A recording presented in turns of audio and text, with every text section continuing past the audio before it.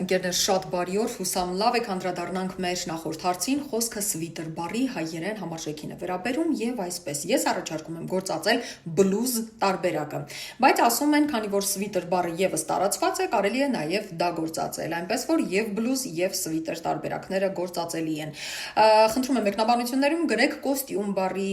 ձեր բացատրությունը, ինչ եք հասկանում կոստյում ասելիս։ Իդեպ այսօր ձմռան առաջին օրն է եւ ես ձեզ շնորհավորում եմ, հրաշալի ձմեռ եմ մաղթում բոլորիս, տաքուկ, սիրով լի ձմեռ եմ մաղթում եւ հրաշալի տոներ իհարկե արժեվում են լավագույն տոները, այնպես որ պատրաստվեք, տրամադրվեք եւ խնդրում եմ լավագույնս դիմավորեք 2026 թվականը, որպեսզի հրաշալի տարի ունենանք։ Ես ամենայն դեպս այդպիսի ակնկալիքներ ունեմ, անկախ բոլոր հանգամանքներից։ Եվ հայի բառարանին անդրադառնանք, որն ինչպես գիտեք, վաճառվում է հատկապես բուկինիստում, գիրքը եթե ունեք, նկարեք շապիկը, տեղադրեք սթորիների, այսինքն պատմությունների բաժնում, վրան նշելով իմեջերը։ Ես կկիսվեմ այսքանը։